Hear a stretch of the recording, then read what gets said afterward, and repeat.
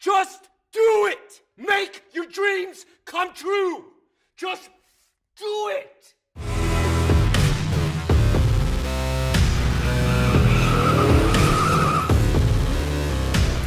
We are back at the restrictor plate track, Talladega, and it was a pretty good race, so let's talk about it. Getting into stage one, this race was going to play out one or two ways. It was going to be absolutely hectic, or it was going to be very kind of calm at the beginning. And it was calm at the beginning, mainly because of the package that the cars were running. So at Daytona, it was odd, because at Daytona, everyone was going really hard, crashing earlier in the race, pulling off crazy moves. And then at Talladega, what happened, I don't really know what happened, honestly. The package is the same, so I don't know what it was, but the cars were not really able to get the runs like they were at Daytona. Maybe it's just because the track is bigger, wider, that probably is what it is. But also the cars were handling a lot worse. So heading into this race, drivers knew that the cars were going to be very squirrely, and as you could tell by this flip from Jamie McMurray on Friday, flipping into the fence, drivers wanted to be conservative. So that's really what we got for most of the first stage, is just single file racing, pit strategy as well. This is where the stages don't really work at super speedways because people break up the pack only 14 laps in. The Fords and Toyotas decide to pit, the Chevys decide to stay out, and then the Chevys have to pit, Fords come back, and then, at the end, it's just a single file race for the end of the stage that eventually would go to Brad Keselowski. Then the second stage started to liven up a little bit, where we got some pretty good side-by-side racing until they wrecked. That involved Eric Jones. It involved Truex, Larson, McMurray, and Trevor Bayne, unfortunately, and those guys just basically wrecked. The key deal to it was Eric Jones looking like he got on the apron a little bit, just drove up the track, got a little bit loose, wasn't really able to control the car because the car was very squirrely, and causes that big wreck coming out of turn 2. And then coming to the end of the stage, again, it was the Fords that were mainly up front. This time, Paul Menard's getting up in the mix, Denny Hamlin's up there, Logano, Keselowski's up there, Harvick, Kurt Busch are up there as well. And basically, they're just working together really, really well. Paul Menard would go ahead and win stage 2, but again, it's another just single file kind of finish. No one's really trying to make a move. Joey Logano finished the second in the stage again, so I just didn't really understand why people were so content just to sit. I mean, a playoff point is a playoff point, but I guess the cars were just really that squirrely. And then we head into stage 3. So stage 3, or the final stage, consisted of most of the same racing. Green flag pit stops were also involved. This is where Denny Hamlin would speed twice on pit road, and that would almost basically end his race. He was able to get back on the lead lap, but he lost the draft. There were some other cars speeding on pit road. I know Daniel Suarez did it. I think Stenhouse did it as well, but Stenhouse was able to get back up towards the front. But the main point of this review, I want to focus on the end, because the end of the race was I think the overall racing was solid. It was kind of old school style because the cars were that squirrely and no one could really get behind someone. But the thing is, it reminded me a lot of a couple years ago, actually, when you were at Daytona or Talladega and the leader would control both lanes and there was a bubble.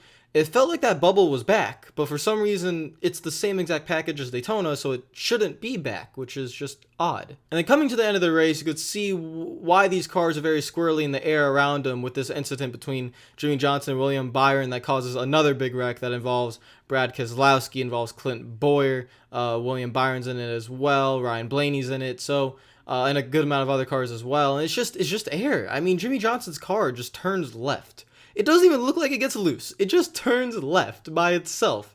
And Jimmy radioed, it's like he got hit in the left rear. Well, that's what it feels like when a pack of air just knocks your left rear out and just spins you around. It's odd. It really is. So that wreck happens, takes out another, I would say, 8 to 10 cars. So now we have a much smaller pack to finish this race. I would say that the final pack at the end of the race is probably around 15 cars, I would say. And I really want to talk a lot about this, and I want you guys to comment down below and what you thought about it as well, because just over the last couple years, I've noticed this trend at restrictor plate races, and I think it's nothing new. I think it happened, back in the 2000s as well. The package was a little bit different back then, but it happened then as well, where you had all the Fords are up there. So we had Joey Logano in the lead. We had, I think it was Kurt Busch in second, or Kurt Busch in third. I think Kevin Harvick was second. One of those two. Kevin Harvick, Kurt Busch, either second or third. They're both in the area, but they're both Stewart-Haas cars.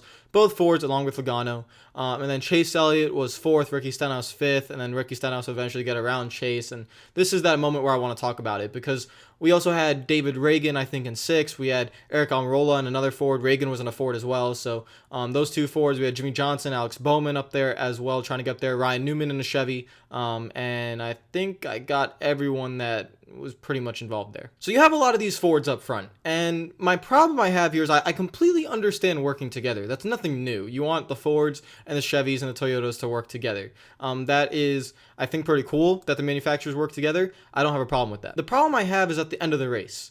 For some reason, and I don't know why, for the last couple of years, it's just like second place, third place, and fourth place, and fifth place, and sixth place even, most of the time, think they're okay just to sit there until 3 or 2 laps to go, and then make a move. If the cars are running around the top, I kind of understand it, because if you're running on the top and you're in that train, it's very hard to get a run because everyone's wide open. But this race specifically, everyone was on the bottom, so you can get a run, and Chase Elliott was showing this because Chase Elliott was dragging his brake a lot when he was in fourth to get Ricky Stenhouse behind him. Gets a run with I think around 8 or 9 laps to go, and Stenhouse leaves him out to dry. So then we just fall back in line with Chase Elliott being fifth and Stenhouse being fourth, and then the top 3 just don't do anything because they're all Fords. Meanwhile, everyone else from around 7th or 8th or 9th back is side by side because they're trying to get up there. So my problem with 2nd, 3rd, and 4th place, all these Fords that want to work together, why do you think? Honestly, give me a reason why you think waiting till 2 laps or the final lap is a good idea. Because the run won't be there. They're going to be side by side behind you. If all 4 of you are going to continuously work together, you're just giving the leader that much more of an advantage. You've run 180 laps of this race knowing that the runs don't come as easy as they did at Daytona. At Daytona, you were able to get a run here, run there, run everywhere. At Talladega, not really. The runs weren't really coming. So you know you're going to have to work hard to get a run and give yourself enough time to get in the lead, which is the prime position with this kind of package, which has shown over the recent years, the leader is the best position. You could just go look at the stats and go look at the amount of times on the last lap that whoever came to the white flag as the leader wins the race. It usually happens the last couple of years in these cup races. So they're just content, and they're content to sit, and it pisses me off because then after the race, you'll have Kurt Busch or Kevin Harvick be like, well, I think we could have got him with 2 laps to go or something. No! You're not going to get them because people behind you are going to try to get a run, and the runs will stall because everyone's side by side. You have to try to generate a run with 5, 6, 7 laps to go, like Chase did with 8, but no one went with him.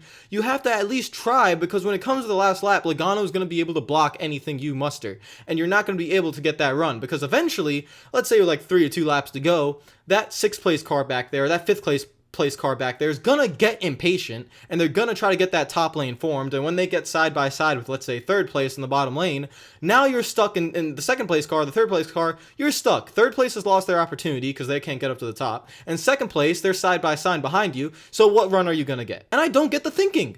I don't get the thinking by these drivers and teams that think that they're just okay with sitting there, especially when David Reagan said, I'm going to wait till 2 laps ago, and David Reagan was 6th. What are you going to do from 6th to the lead? I don't get it. If you're going to go and try to get a top 5, then understandable. You're a small funded team, you want to get a top 5, but at least try and go and win the race, man. Like, try and do something. The only driver I saw out there that was trying to do something was Chase Elliott, because he was continuously getting on the brakes, trying to get a run, gets left hung out, and then everyone else is behind them, and Ryan Newman's trying to break free, and Eric Almirola's trying to break free, and they can't because the top 5 cars don't want to do anything, and I don't get it.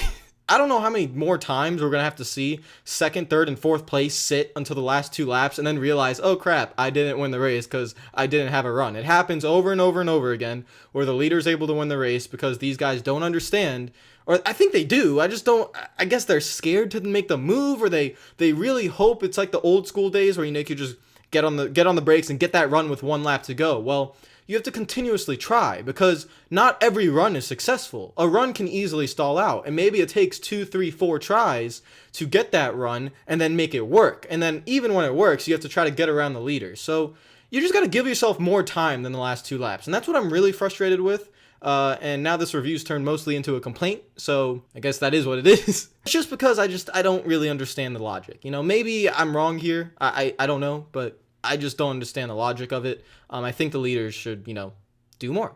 In the end, no one's really able to make a move. Joey Logano was able to block. And big credit to Joey Logano because he's able to win this race. And he's been one of the most consistent drivers most of the season. So really good for him. And let's go to the race results. You see Logano in first. Kurt Busch, I got to give him some credit because I guess he tried. I think he was the one that made the move with, was it coming to the white flag or 2 laps to go? I just think it's too late to do it then, but it is what it is. Chase Elliott in third. He was trying. But he's like if you look at the top 7, he's the only Chevy there, and he has no help. And David Reagan in 6 doesn't get his resolve a top 5, and I think that's what he gets for wanting to wait till 2 laps to go. Again, I don't understand the thought process behind it. Ricky Stenhouse in 5th, good run for him. Kevin Harvick in 4th, good run for him. Eric Almirola in 7th. Alex Bowman in 8th. Ryan Newman in 9th. Daniel Suarez in 10th. Those are the guys that were really trying something. And I kind of felt bad for them because they just couldn't. There's not enough energy in the pack with only 15 cars. Chris Buescher, Jimmy Johnson, Kyle Busch, Denny Hamlin, Ty Dillon round out your top 15. 16th is Bubba Wallace, 17th Casey Kane, 18th Ryan Blaney. As you go through the rest of the field, you can see a couple other finishers, and then when you get to the back of the end of the field, that's mostly from all the wrecks. So a lot of the guys that didn't get good finishes, like Kyle Larson, like Eric Jones, like Keselowski, like Clint Boyer, like Austin Dillon, a lot of these guys just didn't get good finishes because they were involved in wrecks. Most of this review felt like a little bit of a complaint, and I'm sorry about that, but I actually did like the race. I only complained about the ending. I did enjoy the race. I think the package is, they didn't do anything different. It's just the track, or I don't know, maybe the track and the cars didn't agree, because at Daytona I thought it was a really good package with the bubble not being there. Something was different here. But I really did think it was a good race. Like I said, I don't want to make it sound too negative, because I vented on for a long time about the end. But that's just because I thought the end was stupid, and I just didn't understand why these guys just continuously wait. So overall, the race was really good. I enjoyed it. I don't think it was a quote-unquote wreck fest, even though there's only 15 cars in the pack. There was just 2 main wrecks. One, I don't even know if it's really avoidable, because Jimmy didn't even get hit. It just air spun him around. The other one, Eric Jones just got on the apron, and that's probably avoidable, but his car just kind of slid up. And once you get on the apron and your car's already squirrely and you're coming out of turn 2 with the corner getting debanked already, you're coming onto the straightaway, so the car feels really light at that moment as well. It's hard to keep your car down. So that's when he slid up and caused that big wreck. But I didn't think it was a wreck fest. I thought the racing was solid. I think especially there in the second stage and most of the third stage, coming down green flag pit stops and everything. And then it was interesting at the end to see what can Chase Elliott, what can Ricky Stenhouse do, what can Eric Almirola do to maybe get a run. And then it just came to be frustrations when you realized they couldn't do anything because the front 3 and 4 just didn't want to go. So a little bit frustrating there, but overall pretty good race. Comment down below, let me know what you thought of the race. And yeah, so I'll see you guys later. Hope you're having a great day. Make sure if you're new to the channel, make sure you subscribe, like the video if you did, comment down below and everything that you thought the race was. Follow me on Twitter and Instagram if you don't already. And I'll see you guys later. Hope you're having a great day. I think Dover is next week, and that's one of my favorite tracks on the circuit, so should be really fun. So I'll see you guys later. Hope you're having a great day, and peace out.